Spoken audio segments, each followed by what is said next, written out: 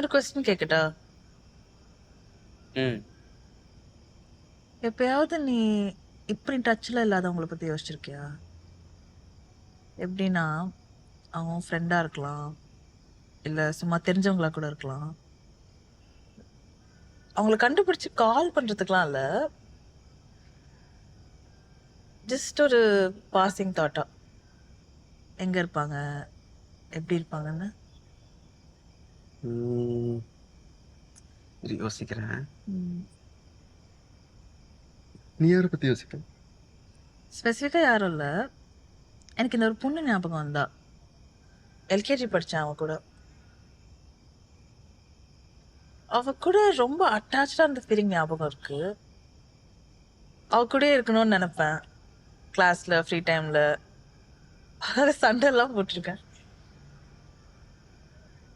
ஆனா பேரு பேர் ஞாபகம் இல்ல, பேசும் ஞாபகம் இல்ல. அப்ப நான் எப்படி இருந்தேன்னு எனக்கு ஞாபகம் இல்ல.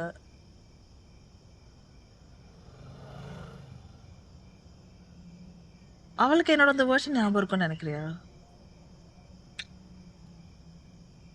நான் 6 இயர்ஸ் முன்னாடி ஏதாவது சொல்லியிருப்பேன். அதுவே இப்ப நீ கேட்டா நான் தான் சொன்னான்னு இருக்கும். ஏய், நீ 6 இயர்ஸ் முன்னாடி அன்னைக்கு ஒரு நாள் கூட நீ என்கிட்ட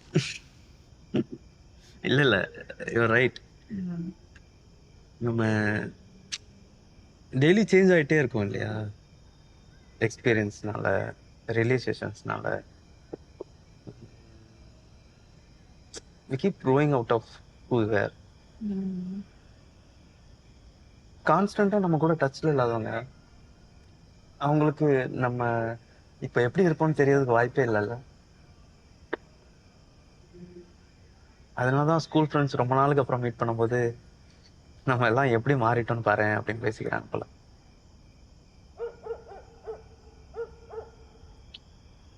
ஏய், நீ ஒரு கொஸ்டின் கேட்டல. ஆக்சுவலா எனக்கு ஒருத்தவங்க ஞாபகம் வராங்க.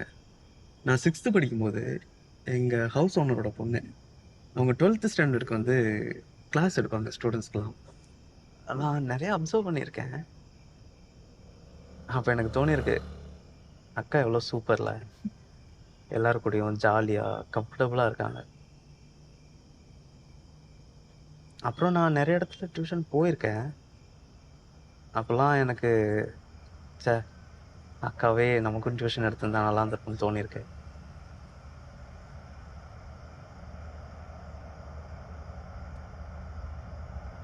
உங்க அக்கா மாதிரி, ஃப்ரெண்டு மாதிரி நம்ம லைஃப்ல எவ்வளோ பேர் இருக்காங்க பாரு.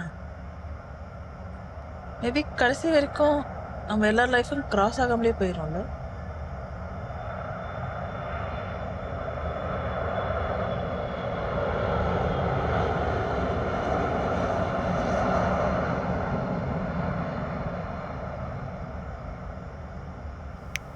சரி, நான் ஒன்று கேட்குறேன். கொஞ்ச நாளைக்கு முன்னாடி தான் யோசித்தேன், கொஞ்சம் சீஸியாக இருக்கும். ம், ம், சரி, உன்னால் ஒரு particular event or decision identify பண்ண முடியுமா? அதனால் நீ ஒரு பாத்தில் ட்ராவல் ஆகி அது நம்மளை ஃபைனலாக மீட் பண்ண வச்சது, அந்த மாதிரி. நான் பெங்களூர் வந்தது தானே. பெங்களூர் வந்தது கரெக்டு தான். ஆனால் ஸ்பெசிஃபிக்கான ஈவெண்ட் ஆர் மொமெண்ட் இருக்கும் இல்லையா? அது ஒன்று இந்த டெசிஷன் எடுக்க தள்ளி இருக்கும்ல. எனக்கு நான் 9th ரிப்பீட் பண்ணேன். அதில் ஃபைனலில் சயின்ஸ் எக்ஸாம் அப்போது எனக்கு தோணுச்சு, என்ன வேணால் பண்ணு, சயின்ஸ் குரூப் மட்டும் எடுத்துடாதுன்னு. அதனால காமர்ஸ் எடுத்தேன். அப்புறம் பிகாம் படிக்கும்போது சிஏ பண்ணணும்னு ஆசை. அதுக்காக மேத்தா இன்ஸ்டியூட் ஜாயின் பண்ணேன். அங்கே செகண்ட் இயர் படிக்கும்போது தான் உன்னை மீட் பண்ணேன்.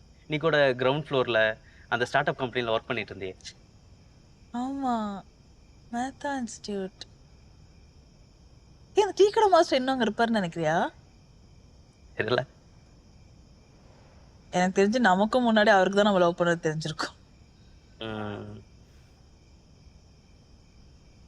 மோய் கம்மல்.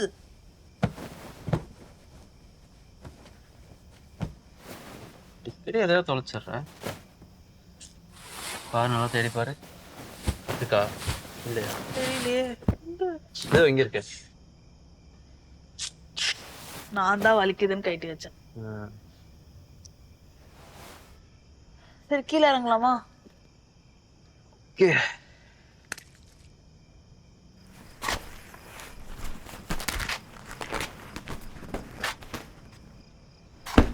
சாரி.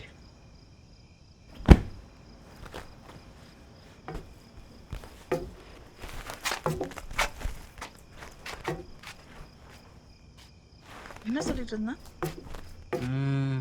மேத்தா இன்ஸ்டியூட் டீ கடை. நோ. நோ. ஆமா. இல்ல, நான் டெசிஷன் எப்படி எடுத்தேன்னு சொல்ல வந்தேன். ஆ ரேவதி அக்கா பத்தி சொல்லியிருக்கேன்ல, ஆமாம். அவங்க சிட்டில தான் ஒர்க் பண்ணாங்க.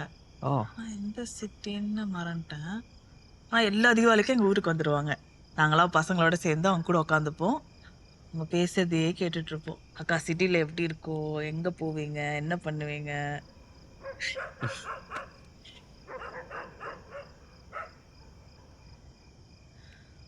ஐ திங்க் எல்லாத்தையும் விட ஜாஸ்தியாக எனக்கு ஒரு விஷயம் தெளிவாக புரிஞ்சிச்சு. ஊரை விட சிட்டியில் தான் நிறைய ஆப்பர்ச்சுனிட்டிஸ் இருக்கு.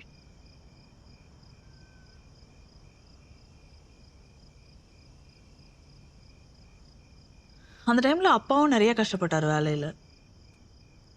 அப்போ தான் டிசைட் பண்ணேன், நல்லா படித்து ஸ்காலர்ஷிப் வாங்கி சிட்டிக்கு போயிடணும். அதுக்கப்புறம் you know Bangalore IT programming, I got a job at லாகினா. அதுக்கப்புறம் நீ. ஆ இப்படி லைனாக சொல்லி பார்க்கும்போது தான் நம்ம 2 பேரோட லைஃப்பும் எந்த பாயிண்டில் மீட் ஆச்சுன்னே தெரியுதுல்ல.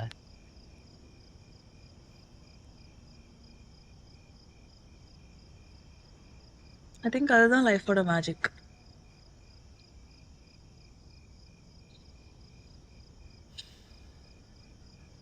சரி, கீழே போகலாமா? தூக்கம் வருது. சுக்கிதுன்னு நினைக்கிறேன். ஆ ஒரே நிமிஷம். Last one question. சப்போஸ் அந்த டெசிஷனை நீ மாற்றி எடுத்திருந்தா இப்போ உன்னோட லைஃப் எப்படி இருக்கும்னு நினைக்கிறேன்? தெரியல, மேபி ஊர்லேயே ஏதாச்சும் வேலை பார்த்துருப்பேன். ஏன் ஹீரோயினாக இருக்கலாம், நீ செஃப்பாக இருக்கலாம், யாருக்கு தெரியும். இருக்கலாம். ஆனால் ஒரு விஷயம் மட்டும் நல்ல ஷோராக சொல்ல முடியும், எனக்கு இது வரைக்கும் எந்த ரிக்ரெட்ஸும் இருந்ததில்லை. ஐ ஹோப் ஃப்யூச்சர்லேயே அப்படியே இருந்தால் நல்லாயிருக்கும்.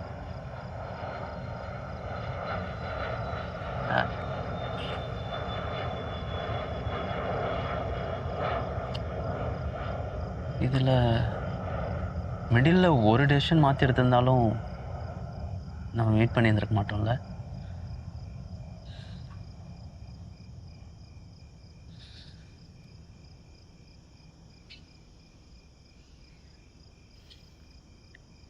எப்படி இந்த 5 வருஷத்தில் நமக்கு இப்படி ஒரு நைட் அமையவே இல்லை.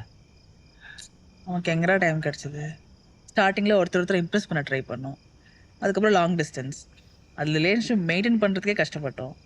அதையும் தாண்டி வந்தால் எங்கள் அம்மா அப்பா, அவங்கள மேரேஜுக்கு கன்வின்ஸ் பண்ணுறதுக்குள்ளே உயிரே போயிடுச்சு.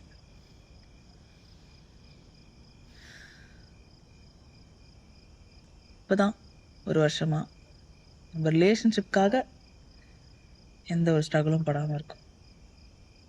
பா ஒரு வழியாக மேரேஜ்க்கு ஓகே சொன்னாங்க.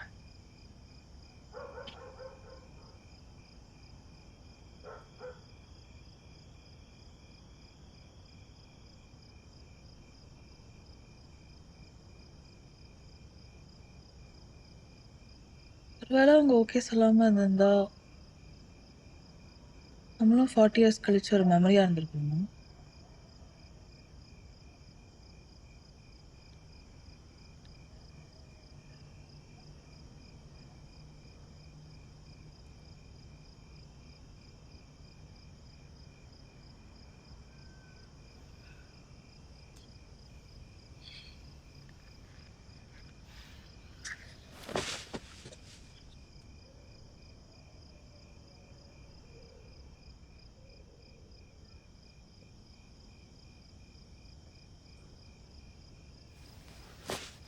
கீழே போகலாமா?